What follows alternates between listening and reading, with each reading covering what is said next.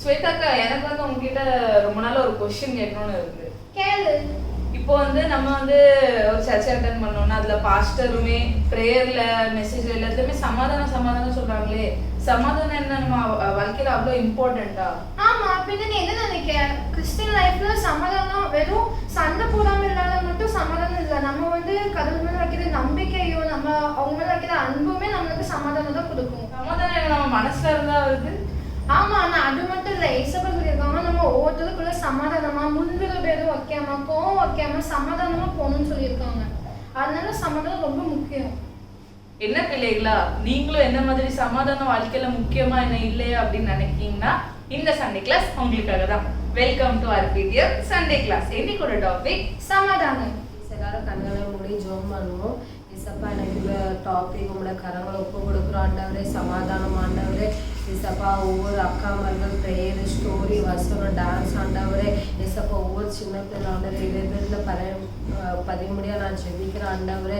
இசப்பா ஆண்டவரே, ஆன்லைனில் பார்க்குற ஒவ்வொரு பேரும் ஆண்டவரே, ஆஃப்லைனில் பார்க்குற பிள்ளைகளும் ஆண்டவரே உங்களோட கரங்களை ஒப்பு கொடுக்குறோம் ஆண்டவரே. ஆமென்.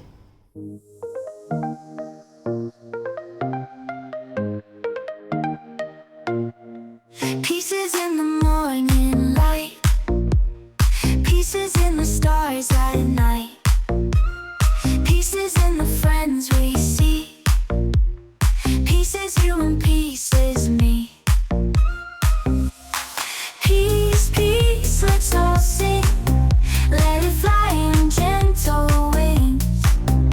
In our hearts let love increase, together we can live in peace.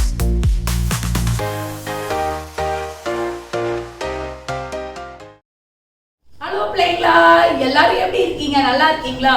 உங்க எல்லாரையும் இந்த ஆர்பிடிஎம் சண்டே கிளாஸ்ல அன்போடு வரவேற்கிறேன். இந்த சண்டே கிளாஸ்ல இன்னைக்கு நான் உங்களுக்கு சொல்ல போற கதை என்ன தெரியுமா? சமாதானம். இந்த சமாதானத்தை குறித்து நம்ம கொஞ்சம் பார்ப்போமா? என்னடா திடீர்னு அக்கா சமாதானத்தை குறித்து சொல்றாங்க அப்படின்னு பாக்கீங்களா? இந்த சமாதானம் நம்ம வாழ்க்கையில ரொம்ப முக்கியம். அதனாலதான் இன்னைக்கு ஒரு கதை உங்களுக்கு நான் சொல்ல போறேன்.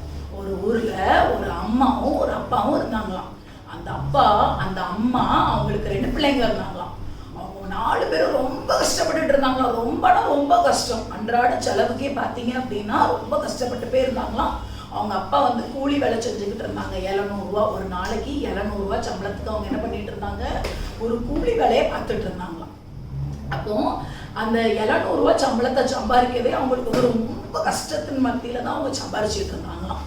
அதுக்கப்புறம் என்ன ஆயிட்டு அப்படின்னா, அவர் வந்து அந்த 700 ரூபா சம்பளத்தை கொண்டுட்டு வீட்டுக்கு வருவார்.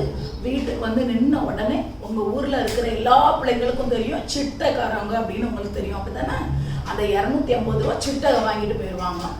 அப்போ மீதி இருக்க அந்த 400 ரூபா வச்சுட்டு அவங்க ரொம்ப கஷ்டப்படுவாங்க. இசப்பா எப்படியாவது எங்கள் தேவைகள் சந்திக்கப்படட்டும் அப்படின்னு சொல்லிட்டு அந்த அம்மாவும் அப்பாவும் என்ன பண்ணுவாங்க? இசப்பா கிட்ட ஜோம் பண்ணி, இசப்பா எங்கள் தேவைகளை நீங்கள் சந்திங்க அப்படின்னு சொல்லிட்டு நல்லா ஜோம் பண்ணுவாங்களாம். ஆனால் இந்த சின்ன பிள்ளையில இருக்கிற 2 பேரும் சண்டை போட்டுட்டே இருப்பாங்க. எப்போ பார்த்தாலும் எதுக்கு என் ட்ரெஸ் எடுத்த, நீ எதுக்கு என் பென் எடுத்த, எதுக்கு எனக்கு பேக் எடுத்த அப்படின்னு சொல்லிட்டு ஒரே அக்காவும் தங்கச்சி என்ன பண்ணுவாங்க? சண்டை போட்டுட்டே இருப்பாங்க. எதுக்கு எனக்கு பர்ஃப்யூம் எடுத்த, எதுக்கு எனக்கு செப்பல் எடுத்த, நான் தானே அம்மாக்குள்ள ஃபோன் எடுத்தேன், நான் தானே அப்பாக்குள்ள ஃபோன் எடுத்தேன், நீ எதுக்கு ஃபோன் எடுத்தேன்னு சொல்லிட்டு ஒரே சண்டை போட்டுட்டு இருப்பாங்க. உடனே அப்பா என்ன சொல்லுவாங்க? அப்பா சொல்லுவாங்க, இல்லை அப்படிலாம் நீ சண்டை போடாதீங்க, தயவு செய்து என்னை நிம்மதியாக கொஞ்ச நேரம் இருக்க விடுங்க, அந்த வீட்டுக்கு வந்தால் எனக்கு சமாதானமே இல்லை அப்படின்னு சொல்லிட்டு ரொம்ப டென்ஷன் படுவாராம்.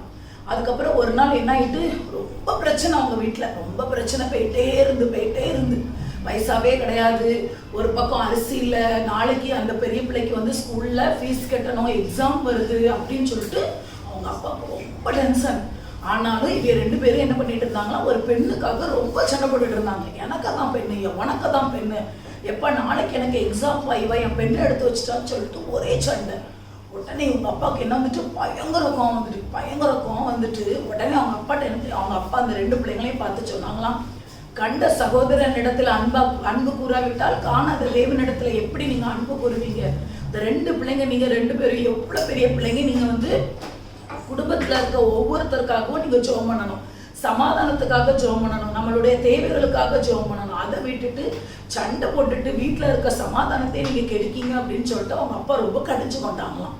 உடனே வெக்கேஷன் ஆகுது. உடனே ஒரு பக்கத்தில் இருக்க டீச்சர் என்ன பண்ணுறாங்க, வாங்க சண்டே கிளாஸ்க்கு வாங்க, பிபிஎஸ்க்கு வாங்கன்னு சொல்லிட்டு அந்த 2 பேரையும் கூட்டிகிட்டு போனாங்களாம்.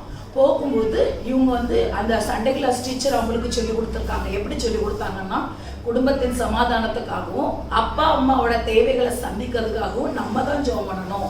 உங்கள் வீட்டில் என்னென்ன கஷ்டங்கள் இருந்துச்சோ அந்த கஷ்டத்தெல்லாம் ஏசப்பா கிட்ட சொல்லி நீங்கள் ஜெபம் பண்ணுங்க அப்படின்னு இவங்க சொல்லியிருக்காங்க. சொல்லும்போது உடனே அந்த பிள்ளை மனம் கசந்து அழுதுருக்காங்க. ஏசப்பா, எங்கள் அப்பா எவ்வளோ ஒரு பேட் சுச்சுவேஷனில் கடந்து வந்தாங்க ஏசப்பா, ஆனால் நான் அதை எதுவுமே பொருட்படுத்தாமல் பார்த்தீங்க அப்படின்னா நான் வீட்டில் இருந்துட்டு அந்த பொருளுக்காக இந்த பொருளுக்காக சண்டை போட்டு எங்கள் அப்பாவோட சமாதானத்தை நான் எடுத்துகிட்டு இருந்தேன் அப்படின்னு சொல்லிட்டு இவ ரொம்ப மன கசந்து அழுதுருக்கா. உடனே அக்காவும் தங்கச்சி என்ன பண்ணுறாங்க, சேர்ந்து இருந்து வீட்டிலேருந்து ஜெபம் பண்ணுறாங்க. ஏசப்பா, எப்படியாவது எங்கள் குடும்பத்தை ஆசீர்வதிங்க, எங்கள் அம்மா அப்பா ரட்சிக்கப்படட்டும், எங்கள் அப்பாவோட தேவைகள் சந்திக்கப்படட்டும்னு அந்த பிள்ளை வந்து அழுது ஜெபம் பண்ணி அந்த வீட்டுக்கு ஒரு ரட்சிப்பு வந்துச்சான். இப்போ இந்த கதையில நீங்க நினைப்பீங்க அவங்க வீட்டுல கடன் பாரம், கடன் பிரச்சனை இதை தான் சொல்றீங்க அப்படிதானே, ஆனா இதுல சமாதானத்தை குறிச்சு நீங்க என்ன சொல்றீங்க, சொல்ல வரீங்க அப்படின்னு நீங்க எல்லாரும் நினைப்பீங்க. இதுல நான் என்ன சொல்றேன்னா, உங்க குடும்பத்துல 1000 சுச்சுவேஷன் இருக்கும். அது எல்லாமே அம்மா அப்பாவுக்கு தான் தெரியும். அது எதுவுமே பிள்ளைங்களுக்கு ஓப்பனா என்ன சொல்ல முடியாது, ஓப்பனா பேச முடியாது. அப்போ சில காரியங்கள் நீங்க வந்து குட்டி பிள்ளைங்க உங்ககிட்ட எல்லாம் ஷேர் பண்ண முடியாது. அப்போ நீங்க என்ன பண்ணுவாங்க, இருக்க சூழ்நிலைகளை புரிஞ்சு நீங்க என்ன பண்ணணும், உங்க அம்மாக்காகவும் உங்க அப்பாக்காகவும் நீங்க அதிகமா ஜெபம் பண்ணணும். ஏசப்பா, நாங்க படிப்பு செலவு பார்க்கறது எங்க அப்பா, எங்க தேவைகளை சந்திக்கிறது எங்க அம்மா அப்பா, அதனால எப்படியாவது எங்க அம்மாவும் எங்க அப்பாவையும் ஆசீர்வதிங்க, சமாதானமா இருக்க வைங்க அப்படின்னு சொல்லிட்டு நீங்க வந்து ஊக்கமா உங்க அம்மா அப்பாவுக்காக நீங்க ஜெபம் பண்ணணும். சரி பிள்ளைங்களா, அதுதான் என்னைக்கு நம்ம ஒரு வீடு வந்து சமாதானமா இருக்கும் அந்த வீட்டுல வந்து எல்லா காரியமும் சக்சஸா முடியும். அதனாலதான் ஏசப்பா என்ன சொல்றாங்க, சிலுவையில இருந்து ஏதோ சிலுவையின் சமாதானத்தை வைத்து போகிறேன் அப்படின்னு ஒரு வசனமே சொல்லுது. சிலுவை என்ன குறிக்கி, சமாதானத்தை குறிக்கி. அப்ப நமக்குள்ள என்ன வேணும், சமாதானம் வேணும். எப்பவுமே வீட்டுக்குள்ள சண்டை போட்டுட்டே இருந்தா என்ன நடக்காது, சமாதானமே இருக்காது. அதனால பிள்ளைங்களா, நீங்க எல்லா காரியத்திலையும் அன்பா இருந்து வீட்டுக்குள்ள எப்படி இருக்கணும், சமாதானமா இருக்கணும். ஜெபம் பண்ணுவோமா? இப்போ நம்ம பிரியா அக்கா இருக்காங்க தெரியுமா, அக்காவுக்கு தொண்டை கட்டி இருக்கலாம். பிரியா அக்கா வந்து இந்த கதைக்காகவும் இந்த சண்டே கிளாஸ்க்காகவும் ஜெபம் பண்ணுவாங்க. கண்ணை மூடி ஜெபம் பண்ணணும். சரியா பிள்ளைகளா, ஓட்டக்கண் போட்டு பார்க்கக்கூடாது. அக்கா வந்து ஜெபம் பண்ணுவாங்க. கண்ணை மூடி கைகளை கூப்பி ஜெபம் பண்ணுங்க பார்ப்போம். எல்லாரும் இப்போ நீங்க முழங்கால் போட்டு கண்களை மூடி கைகளை கூப்பி எல்லாரும் ஜெபம் பண்ணுவோமா? கண்களை மூடுங்க. அன்புள்ள ஏசப்பா, இந்த இரவு நேரத்துல கர்த்தாவே இந்த கதைகளை சொல்ல கர்த்தர் கொடுத்த கிருபைகளுக்காக நன்றி செலுத்துகிறோம். இந்த சண்டே கிளாஸை பார்த்துக்கிட்டு இருக்க ஒவ்வொரு பிள்ளைகளையும் என் தேவன் நீர் ஆசீர்வதிக்கும்படியாக ஜெபிக்கிறேன் ஏசப்பா. அப்பா, அவங்களுடைய கரத்துல ஒப்பு கொடுக்கிறோம். தேவன் தாமே பாதுகாத்து கொள்ளுங்க ஏசப்பா. ஆண்டவரே, அக்கா தங்கச்சி அண்ணன் தம்பி சொல்லி ஆண்டவரே வீட்டுல இருக்கிற ஒவ்வொரு பிள்ளைகளும் ஆண்டவரே சமாதானத்தோடு இருக்க கர்த்தர் உதவி செய்வீராக.